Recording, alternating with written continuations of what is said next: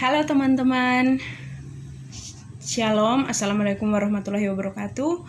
Kembali lagi bersama saya Yosinari Furariani. Di sini saya akan menjelaskan tentang budidaya rumput laut Sargassum sp. Oke, langsung saja kita masuk ke pendahuluan. Sargassum sp ini merupakan jenis rumput laut yang paling berlimpah dari kelompok alga coklat yang tersebar di perairan tropis, termasuk di Indonesia. Lingkungan tempat sargassum terutama di daerah perairan yang jernih dengan substrat dasar batu karang, karang mati, dan batuan vulkanik, dan benda-benda yang bersifat masif yang berada di dasar perairan. Sargassum ini tumbuh di dalam atau di daerah yang interdal, subtidal, sampai kepada daerah tubir dengan ombak yang besar dan arus yang kencang. Berikut adalah lokasi yang sesuai untuk budidaya rumput laut tersebut. Lokasi atau lahan budidaya rumput laut, khususnya sargassum ini, baiknya memiliki kriteria sebagai berikut. Yang pertama itu sargassum ini akan tumbuh dengan baik di daerah yang tropis. Kemudian yang berikutnya, pemilihan lokasi ini terlindung dari hampasan ombak. Kemudian memiliki pergerakan air yang cukup. Kemudian ketika air laut mengalami surut terendah itu, lokasi budidaya masih terendam air 30 cm. Suhu air berkisar antara 27,5 sampai 29,30 derajat Celcius. Salinitas lokasi budidaya adalah 32 sampai 33,5 derajat Celcius dengan pH antara 7 sampai 9. Kemudian lokasi budidaya baiknya berada jauh dari lokasi sungai agar tidak terkontaminasi atau terjadi pencemaran. Selanjutnya yaitu pemilihan bibit. Pemilihan bibit ini berasal dari talus yang mudah, segar, keras, dan kenyal. Kemudian talus tersebut tidak layu. Kemudian berikutnya itu berat bibit pada awal saat penanaman itu adalah berkisar antara 100 gram per ikatnya.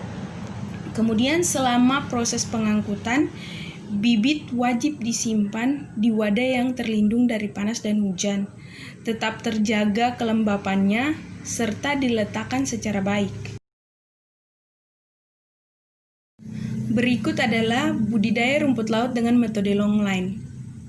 Saya akan menjelaskan tentang alat dan bahan yang dibutuhkan, yaitu tali plastik dengan diameter 9 mm sebagai jangkar atau juga tali utama. Kemudian tali plastik dengan diameter 4 mm sebagai tali ris untuk menempatkan bibit. Kemudian tali rafia itu untuk mengikat bibit. Bibit rumput laut ini harus berkualitas. Kemudian botol plastik bekas ini bisa dipakai juga sebagai gabus untuk pelampung. Parok bambu atau kayu dan batu ini sebagai jangkarnya. Kemudian pisau dan perahu. Berikut adalah bibit yang telah disediakan, diikat dengan menggunakan tali rafia. Berat masing-masing ikatan baiknya berkisar 100 gram. Setelah itu, bibit dapat diikat dengan tali ris. Jarak tiap ikatan bibit pada tali ris adalah 25 cm. Setelah semua tali ris telah terisi oleh bibit, maka bibit tersebut segera diangkut menuju lokasi budidaya. Tali risnya direntangkan, kemudian diikatkan pada tali utama. Pada kedua ujungnya, jarak ideal antara tali ris adalah 1 meter. Penikatan tali ris ini pada tali utama dapat disesuaikan sehingga jarak tanaman dari permukaan air berkisar 30 sampai 50 cm. Setelah tali ris diikat, maka ikatkan selempang botol plastik atau gabus pada masing-masing ris, sejumlah 10 buah per meternya. Berikut adalah proses perawatan hingga panen.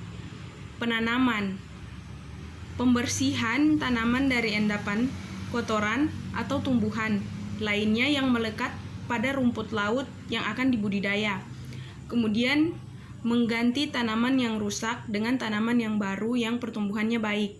Kemudian memperbaiki tali yang rusak, putus, atau jangkarnya tercabut. Kemudian panen. Panen dilakukan saat tanaman telah mencapai usia 45 hari pasca tanam. Panen dilakukan dengan cara mengangkat seluruh tanaman, nantinya melepas tali ris, bisa dilakukan di darat. Oke teman-teman, berikutnya yaitu keunggulan metode budidaya dengan metode longline. Di sini yang pertama itu tanaman rumput laut dapat menerima sinar matahari dan kadar yang cukup. Kemudian berikutnya tanaman ini bisa lebih tahan terhadap perubahan kualitas air.